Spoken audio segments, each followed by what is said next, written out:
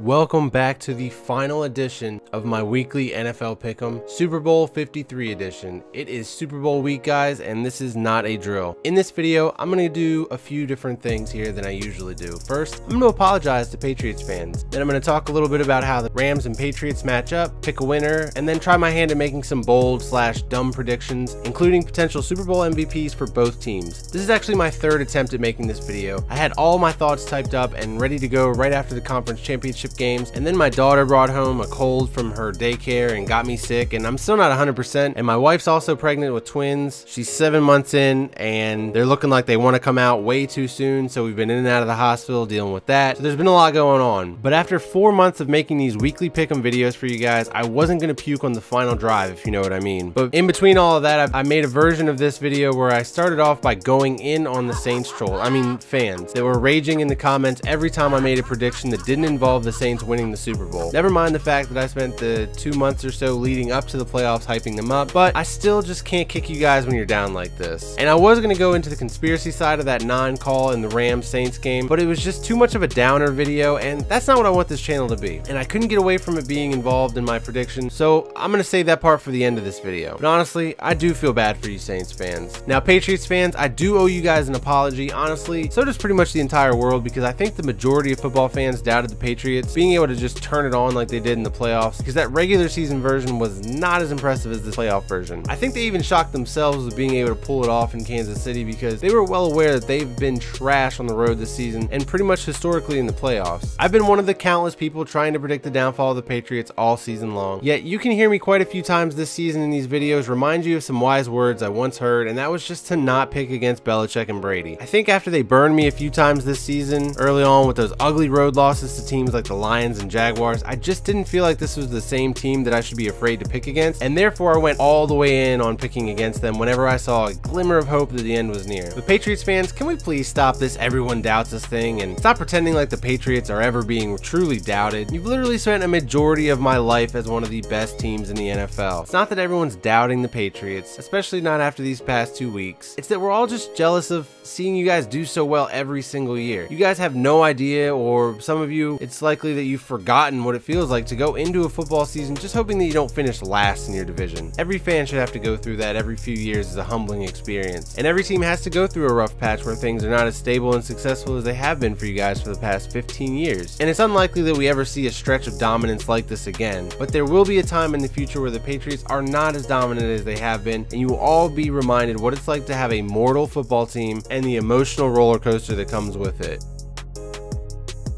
By the way, if you've been watching these all season or even part of the season, I really appreciate you tuning in and coming back to watch these. If this is your first time, where the hell have you been? And thanks for checking this one out. And if you're still listening to me ramble about the Patriots, then you're probably in the right place. I hope you'll subscribe after watching this video. I had a lot of fun making these this season, but I'm actually really glad that this is the last one, because I spend a lot of time writing, planning, recording, and editing these, which takes up most of the time I have to create my mock draft videos and other NFL videos. I actually just made a mock draft that you guys really liked, and I promised that if it got to 2,000 likes, I would make a 3-round version of it. Make sure you check that out after this and find some negative things to write in the comments, because it's just a bit too positive down there right now. I can already tell you that there are some typos in the team breakdown parts of the video, and that's because I was doing data entry until 3 a.m. on back-to-back nights before posting it. So I guess I was a little tired, and I think everybody's found all the corrections there, and those have all been fixed in the file for the next mock draft, the one that I'll be posting in the upcoming weeks here. So yeah, if you're gonna be negative in the comments, at least try to be creative when you're shitting on this video that I spent like 30 hours making. All right, the reason this video is so late in the week is because I've really been focused on doing that in between all of the drama that's been going on since the conference championship game for me. Last year during NFL draft season is really when I found my groove making YouTube videos, and I'm looking forward to the second draft season, and I've got some cool ideas written down in my notes app. As for the championship week pick'em group, here are the top entries. Only 18 people got both games right, which isn't surprising considering a road team winning the conference championship game is not very common, so both of them winning this year was even more of a shocker. I'll announce who the playoffs winner was at the end of a video next week, so stay tuned if you're interested in that. There were only 2 weeks where we didn't hit our weekly goal of 500 likes this season, so please help a brother out. Hit that like button in honor of me making 4 months of these weekly pick'em videos. It has been an honor to serve you up with hot takes and bad picks, and I hope you'll stick around for draft season, which is a language I feel like I speak a little bit more fluently.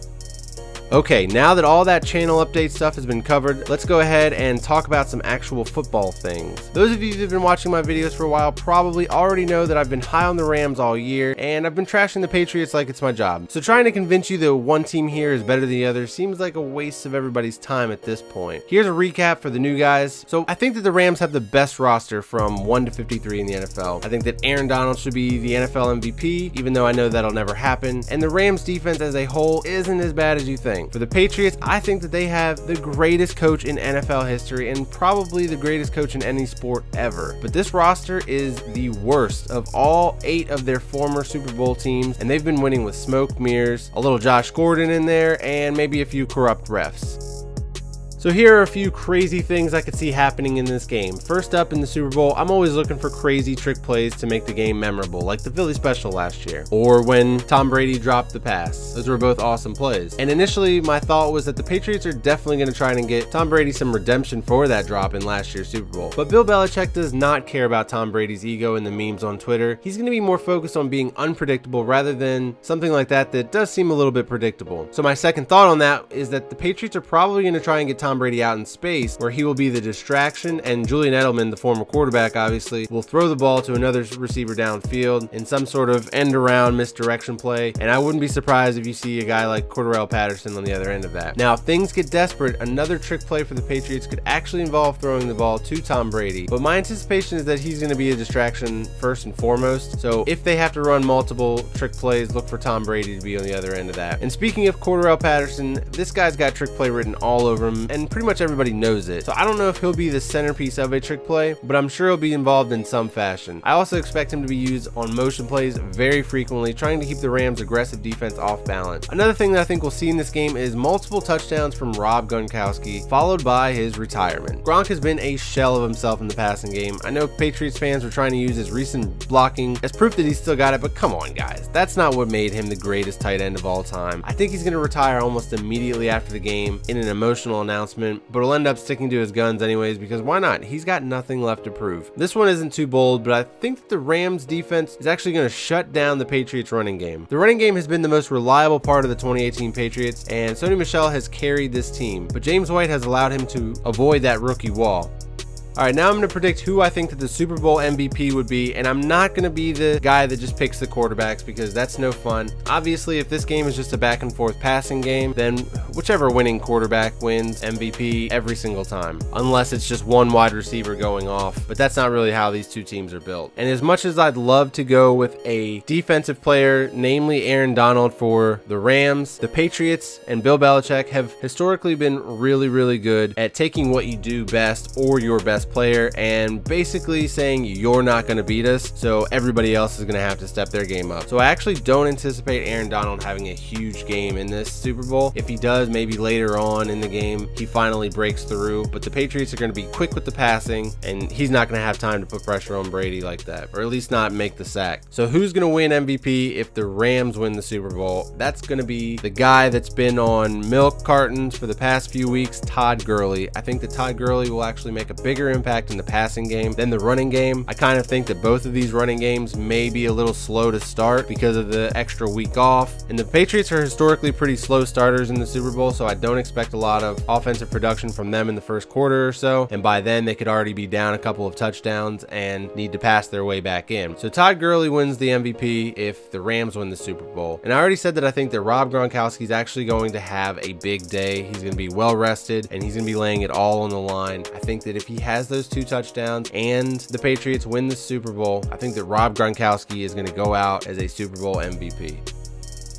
When it's all said and done, who's actually going to win this damn thing? Honestly, you guys probably already know which way I'm leaning, football-wise. I know that the Rams would win this matchup in a best-of-7, and probably within 5 games, but the way this season's played out, and more importantly, the last 2 rounds of the playoff games, I've been really torn with this matchup. Everything about this matchup to me screams that the Rams are still the more talented team, and have got the quality coaching to keep this team focused on the goal here. The weakest link coaching-wise is probably Wade Phillips, because he's got such a basic defensive 3-4 scheme, but he won a Super Bowl with that nasty Broncos D, so his championship experience is actually going to be crucial in this game. And the Patriots have been woefully unprepared for the last 2 Super Bowls. Yes, they came back from 28-3 against the Falcons, but don't even get me started on that one. Then last year with the benching of Malcolm Butler right before the game, I mean, Belichick has not been on top of his game recently in these Super Bowls. But do you guys think that Bill Belichick loses 2 straight Super Bowls? Here's an analogy that came to my mind when I was planning this video, and it contributed to the lengthy planning process here. You know when you've got a guy on your fantasy team and he's been putting up big numbers on your bench, and you finally get fed up and you start him and he only gets you 2 points, while the guy that you benched for him who hadn't been producing now all of a sudden goes off for 25, and you feel like you're just chasing those points that you had seen before. That's kind of how I would feel picking the Patriots to win Super Bowl 53. But then here we go to the conspiracy side of things. The Rams winning the Super Bowl will cement a Saints asterisk next to Super Bowl 53 for NFL history. If the evil NFL plan was to make the Rams Super Bowl champs so they could solidify Sean McVay's status as the next genius coach to take the torch here from Bill Belichick, while also encouraging teams in this copycat league to be aggressive with trades and free agency like the Rams, setting us up for one of the craziest off seasons ever here coming up, and then further cementing the NFL as the greatest professional sport with no true off season for their media coverage, then they succeeded. But the other side of me still says that all changed with that horrifically obvious no call. The NFL refs screwed up their plan, and